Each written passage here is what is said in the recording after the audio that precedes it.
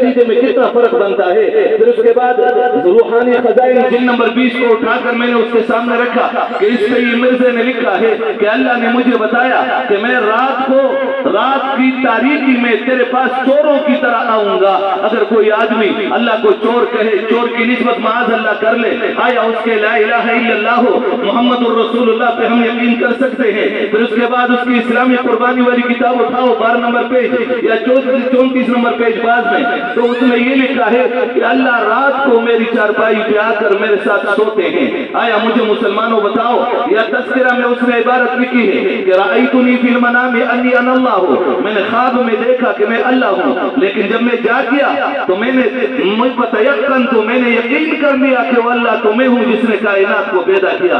پھر اس کے بعد اسی کتاب کے صفحہ 101 کی چوتھی لکیر پر یہ لکھا ہے کہ اللہ نے مجھے بتایا کہ تم میرے ساتھ اس طرح ہے جس طرح کہ میری توحید۔ ہم نے کہا نہیں، میرے اللہ نے فرمایا ہوا اللہ احد، میں تو ایک ہوں، میرا کوئی ثانی کسی بھی اعتبار سے نہیں۔ پھر اس کتاب کے صفحہ 101 پر 5واں دعویٰ جو اس نے لکھا ہے وہی لکھا ہے کہ اللہ نے مجھے بتایا کہ تم میرے ساتھ اس مقام اتحاد میں ہیں جو مخلوق کو معلوم نہیں۔ ہم نے کہا نہیں، میرے اللہ نے بتایا وَاعْبُدُوا رَبَّكُمْ وَلَا تُشْرِكُوا بِهِ شَيْئًا، میرے ساتھ کوئی بھی شریک نہیں بن سکتا، میری عبادت کرو اور میں یکتا ذات ہوں۔ پھر اس کے بعد صفحہ 104 پہ آخری لکیر پہ یہ لکھا ہے کہ اللہ میرے قریب آ گئے، وہی قرآن کی آیت لے کر فَدَنَا ثُمَّ دَنَا فَتَدَلَّى فَكَانَ قَابَ قَوْسَيْنِ أَوْ أَدْنَىٰ فَأَوْحَىٰ إِلَىٰ عَبْدِهِ مَا أَوْحَىٰ مَا كَذَبَ الْفُؤَادُ مَا رَأَىٰ۔ اس آیت کو لے کر اس کو دلیل بنا کر اللہ میرے قریب آتے گئے۔ میں معراج کی بات کر رہا تھا، وہ اپنی بات کر رہا ہے، وہ کہہ رہا ہے میری کتابوں میں معراج کی بات ہے، وہ لکھ رہا ہے کہ اللہ میرے قریب آتے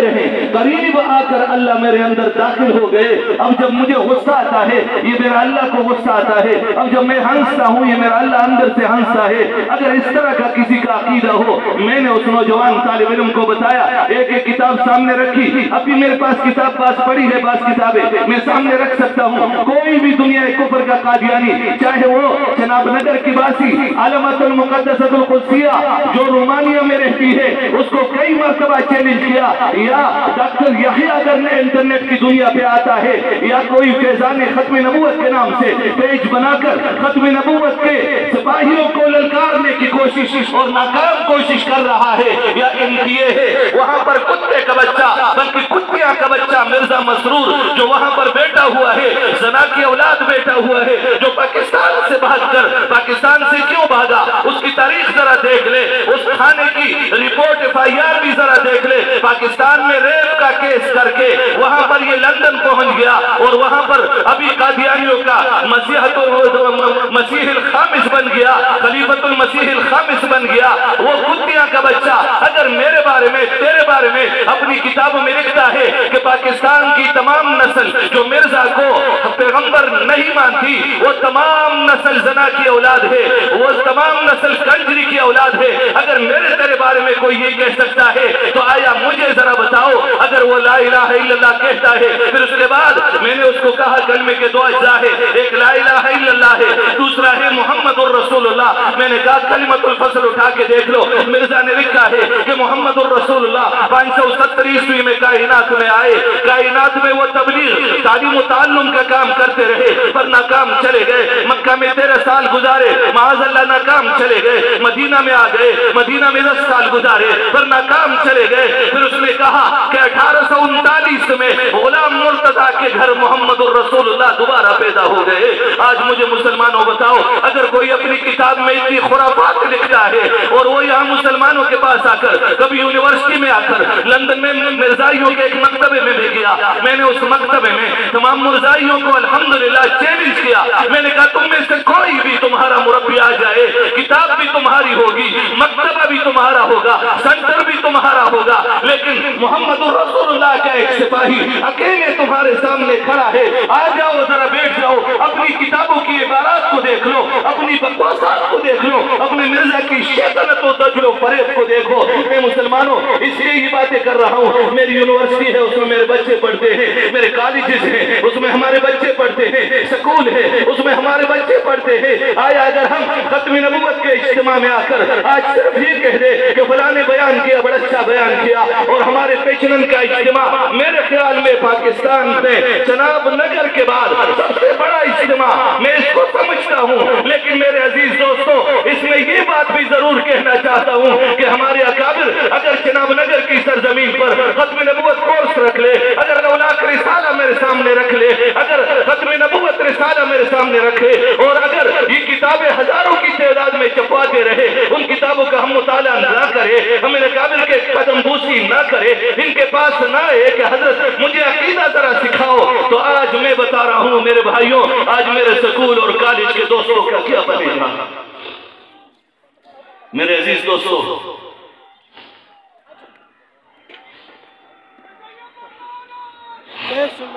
غلامان محمد مصطفیٰ, غلامان محمد مصطفیٰ جو ہیں وہ کہیں گے مرزائیوں پہ لعنت, مرزائیوں پہ مرزائیوں پہ جناب رسول اللہ صلی اللہ علیہ وسلم کی ختم نبوت زندہ باد.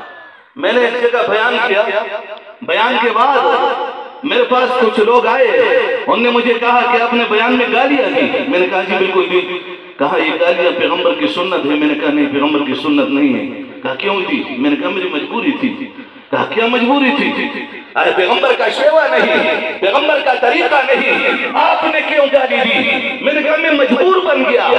میں قادیانیوں کے عبارات کو دیکھ دیکھ کر اتنا پریشان اور اتنا میں نے کہا کنفیوژن میں مبتلا ہو چکا ہوں کہ دل چاہ رہا ہے اللہ مجھے ہمت دے دے کہ میں قادیانیوں کے ٹکڑے ٹکڑے کر ڈالا. جو میرے نبی کو بھی گالی دیتا ہے, میرے اللہ کو بھی گالی دیتا ہے, اس نے مجھے بتایا پھر منبر پہ کھڑے نہ ہونا, اگر مجبوری ہے صبر نہیں کر سکتا پھر منبر پہ کیوں کھڑے ہوتے ہو؟ میں نے کہا وہ بھی مجبوری ہے. کہا محراب میں کیوں کھڑے ہوتے ہو؟ میں نے کہا وہ بھی میری مجبوری ہے. اس نے کہا کیا مجبوری ہے؟ میں دل میں سوچا, میں نے کہا مثال کے ساتھ اس کو جواب دینا چاہیے. میں نے اس لڑکے کو کہا, میں نے کہا جی مجھے تیرے پڑوسی نے بتایا کہ اس کی ماں ٹھیک نہیں تھی. اب اس نے مجھے گالیاں دینی شروع کی, ایسی گالیاں کہ میری سمجھ میں سے بھی بالا تر تھی. میں نہیں سمجھ رہا تھا کیا کہہ رہا ہے. بارہ جتنی گالیاں دی کافی دیر تک بولتا رہا. میں نے کہا بھائی میں نے تو تجھے گالی نہیں دی, تیرے پڑوسی نے مجھے یہ بتایا. اس نے کہا پڑوسی کے ایسی کی دیسی, اس کے خلاف شروع ہو گئے. مجھے پڑوسی کا کہا ایڈریس دے دو, اس کا نام بتاؤ, میں اس سے پوچھوں گا اس نے میری ماں کو گالی کیوں دی. میں نے کہا ٹھنڈے ہو گئے. تھوڑی دیر بعد اس نے کہا میں ٹھنڈا ہوا. میں نے کہا مجھے کیوں گالی دی؟ میں نے کہا مجھے کیوں گالی دی؟ تم نے میری ماں کو گالی دی ہے. میں نے کہا میں نے روحانی خزائن اٹھا کر جن نمبر 1 کو میں نے کھولا, براہین احمدیہ حصہ نمبر 4 پہ پہنچ گیا, حاشیہ در حاشیہ نمبر 4 پہ پہنچ گیا.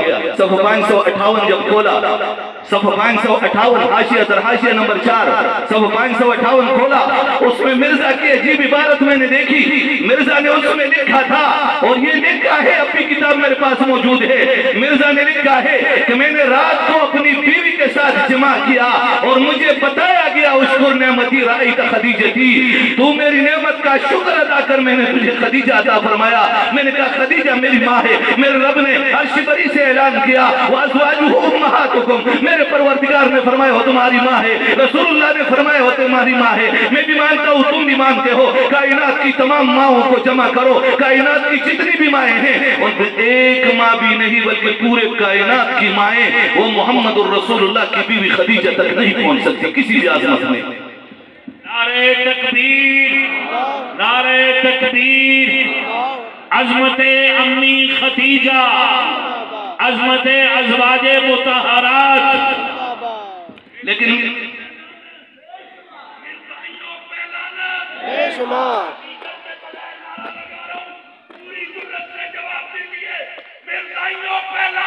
بے شمار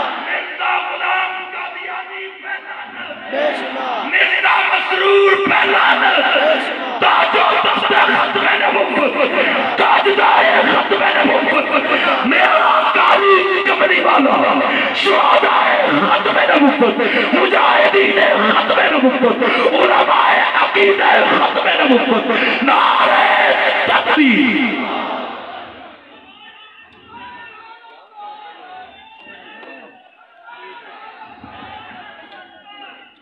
بچنن کے مسلمانوں، نوجوانوں جو کبھی فیس بک کا رخ کرتے ہیں، کبھی ٹک ٹاک پہ آتے ہیں، مجھے ذرا بتاؤ، حشر کے میدان میں جب میں رب کے سامنے جاؤں گا، میرا پروردگار پوچھے گا کہ جب وحی موجود تھی، جب وحی کا انقطاع نہیں ہوا تھا، جب محمد الرسول اللہ موجود تھے، جب قرآن اتر رہا تھا، میرے پیغمبر کی چھوٹی بیٹی حفیظہ کائنات صدیقہ بنت صدیق پہ تہمت لگ گئی، منافقین نے تہمت لگائی، عرش بری سے اعلان آیا، برات کا اعلان آیا، عجیب انداز میں آیا، میرے رب کا اسلوب بھی عجیب بنا، الخبیثات للخبیثین والخبیثون للخبیثات والطیبات للطیبین والطیبون للطیبات۔ اللہ نے پہلے منافقین اور کافروں کو اس انداز سے زجر دی کہ وہ زجر کا انداز میں نے قرآن میں دوسری مرتبہ نہیں دیکھا، میں نے کسی اور جگہ نہیں دیکھا۔ اگر میرا رب یہ فرمائے کہ میرے بندے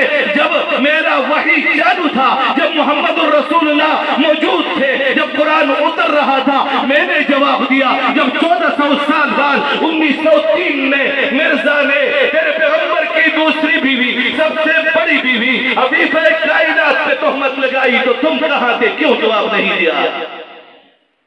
اللہ کو کیا جواب دیں گے؟ میری ماں کو کوئی گالی دے سکتا ہے؟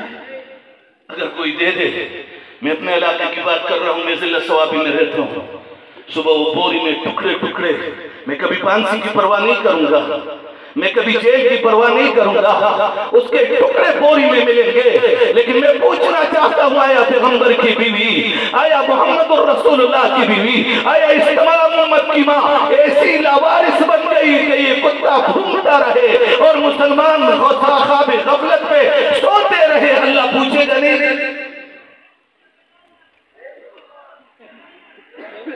اور میرے بھائیوں، ہماری لڑائی تھی پاکستان کے سپریم کورٹ کے جج کے ساتھ، ہمارے اکابر میدان میں کھڑے تھے، جس اسماعیل عیسیٰ کے ساتھ لڑائی تھی۔ لڑائی کس بات پہ تھی؟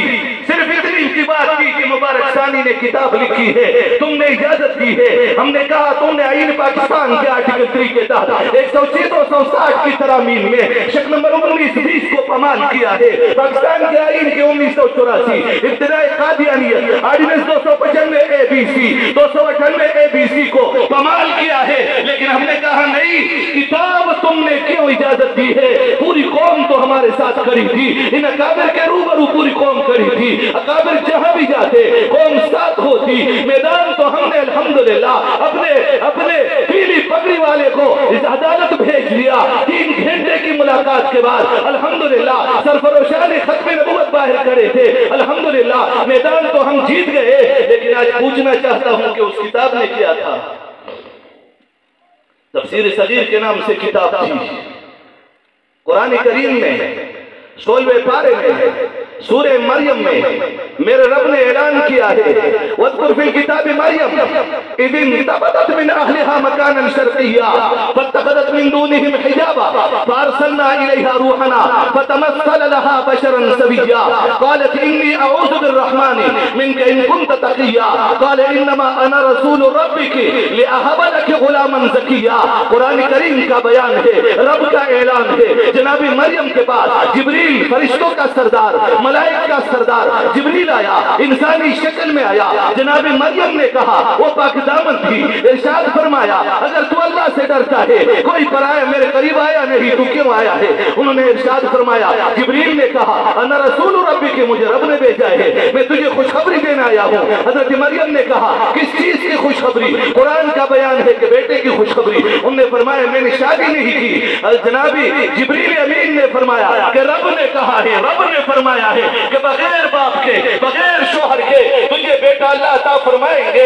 اس کے بعد قرآن کریم نے دوسرا قضیہ بھی شروع کیا، فحملته فانتبذت به مكانا قصيا فجاءها المخاض الى جذع النخلة قالت يا ليتني مت قبل هذا وكنت نسيا منسيا۔ قرآن کریم کا بیان ہے کہ جب مریم امید کی حالت میں ہو گئی، روتی رہی، ربا میں مر جاتی، اللہ میرا نام و نشان کائنات میں نہ ہوتا۔ اس کے بعد کیا واقعہ پیش آیا؟ جناب مریم کا بچہ پیدا ہوا، اس کو اٹھا کر بنگوڑے میں سلایا، اسی وقت قوم والے آ گئے، یا اخت ہارون ما کان ابوک امرأ امرأ سوء وما كانت امك بغيا. وہ مریم اے ہارون کی بہن ذرا بتاؤ تیرا باپ بھی بدکار نہیں تھا, تیری امی بھی بدکار نہیں, بچہ کہاں سے آیا؟ لیکن وہ بھی جناب مریم تھی, وہ بھی جناب مریم تھی. میں دارالعلوم دیوبند سے دلی آیا, دلی میں ایک ہندو ملا, اس نے مجھے بتایا کہ آ جاؤ آپ کو ایک جگہ دکھاتے ہیں. ہم وہاں گئے, وہاں پر بہت سے لڑکے لڑکیاں تھی, کچھ بڑے کچھ چھوٹے. اس نے مجھے بتایا یہ جگہ پہچانتے ہو؟ میں نے کہا نہیں پہچانتا. اس نے کہا اس کو امانات آشرم کہتے ہیں. میں نے کہا ادھر کیا ہوتا ہے؟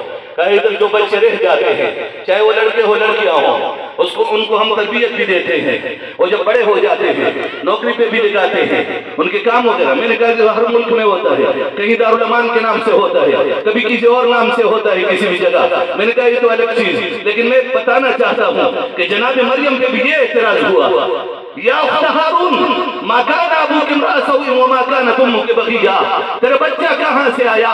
تیرا باپ بھی بدکار نہیں تھا, تیری ماں بھی بدکار نہیں تھی. اگرچہ مرزا نے اپنی کتاب میں حقیقت الوحی میں, مرزا نے اپنی کتاب روحانی خزائن جلد نمبر 16 میں یہ لکھا ہے کہ حضرت مریم کی جو نانیاں دادیاں تھی, یعنی عیسیٰ علیہ السلام کی جو دادیاں نانیاں تھی, وہ کسبی اور زناکار عورت تھی. مرزائیت پہ لعنت, آج کھڑا کر کے جی مرزائیت پہ لعنت.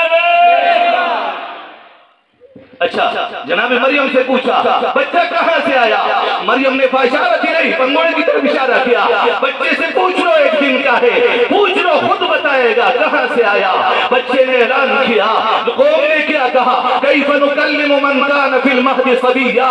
پنگوڑے میں بیٹھے ہوئے بچے کو, سوئے ہوئے بچے سے ہم کیا پوچھیں گے؟ ایک دن کا عیسیٰ کھڑا ہو گیا, اعلان کیا انی عبد اللہ آتانی الکتاب وجعلنی نبیا وجعلنی مبارکا اینما کنتو واوصانی بالصلاة والزکاة ما دمت حیا. پھر فرمایا وبرم بوالدتی, وبرم بوالدی یہ نہیں فرمایا میں صرف والدہ کے لیے نیکوکار ہوں چونکہ والد تھا نہیں. قرآن نے آگے فرمایا ذالک عیسیٰ ابن مریم. اب قرآن کا جواب تو آپ نے سن لیا. مرزا نے تفسیر صغیر میں لکھا ہے, مرزا نے روحانی خزائن جلد نمبر 19 میں بھی لکھا ہے, تفسیر صغیر میں بھی لکھا ہے, اس مردود نے اور جگہوں پہ بھی یہ لکھا ہے. اس نے کہا جناب مریم اپنے قوم کے شرم سے, اپنے قوم کی حیا کی وجہ سے, اپنے قوم کی تہمت کی وجہ سے مجبور ہو گئی اور اپنے شرم کو چھپانے کے لیے یوسف نجار کے ساتھ شادی رچائی. مرزائیوں پہ لعنت, مرزائیوں پہ لعنت. پچنن کے مسلمانوں, میں آخری بات کہتا ہوں, پوچھنا چاہتا ہوں کہ اگر تجھے کوئی کہے کہ تیری امی نے مجبوری چھپانے کے لیے تیرے ابے سے شادی کی ہے, تیری بہن نے مجبوری چھپانے کے لیے تیرے بہنوئی سے شادی کی ہے, تیری لڑکی نے مجبوری چھپانے کے لیے تیرے داماد کے ساتھ شادی کی ہے, آیا اس کے ساتھ جو دشمنی ہوگی وہ کبھی ختم ہو جائے گی؟ اب پیغمبر کی امی پہ ایسی تہمت لگائی جا رہی ہے اور ہم چپ بیٹھے ہیں.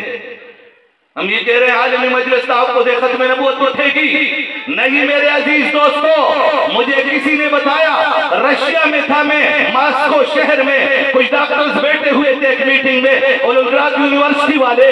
میں نے ان کو بتایا جب شیزان دیکھا, میں نے کہا اس کو نہیں پینا چاہیے. انہوں نے کہا اگر یہ نہ پیے تو کیا ہو سکے گا؟ میں نے کہا میری 1 روپیہ اگر قادیانی کمیونٹی میں پہنچ جاتی ہے اور وہ شیطان کے بچے اس پہ اپنی شیطانی کرتے ہیں, چاہے میں شیزان بنانا جوس لے لوں, چاہے میں مینگو جوس لے لوں, اورنج جوس لے لوں, چاہے کوئی اور جوس لے لوں, یا چاہے اس کے بعد میں روبی ٹریولز پہ آ جاؤں, یا کوئی میں پرل بناسپتی پہ آ جاؤں, ذائقہ گھی پہ آ جاؤں, نیچرل گھی اینڈ آئل میں لے لوں, یا کوئی اور شاتا شوگر ملز کے پروڈکٹس لے لوں, یا شاتا شاہنواز ٹیکسٹائل ملز کے پروڈکٹس لے لوں, بیٹا پائپ لے لوں بازار میں جاؤں, یا قاضی دواخانے کی دوائی لے لوں, کچھ نہیں ہوگا. لیکن حشر کے دن انشاءاللہ میری آنکھیں اوپر ہوگی, میرا سر اوپر ہوگا کہ اللہ تیرے پیغمبر کے دشمن کے ساتھ میں نے معاشی بائیکاٹ کیا تھا, اللہ تیرے پیغمبر کے دشمن کے ساتھ میں نے دشمنی رچائی تھی. میرا پروردگار غیرتی ہے اور غیرتی کو پسند کرتا ہے, اور میرا یقین ہے کہ اس بات پہ انشاءاللہ جنت ملے گی. اب مجھے ذرا پچنن کے مسلمانوں بتاؤ, میں آخری پوچھنا چاہتا ہوں, آج کے بعد کوئی قادیانی کا کوئی پروڈکٹس استعمال کرے گا؟ اللہ کی قسم اٹھا کے کہہ دو, ہاتھ اٹھا کر بتاؤ ذرا مجھے, اللہ کی قسم اٹھا کے کہہ دو, اگر کوئی دکاندار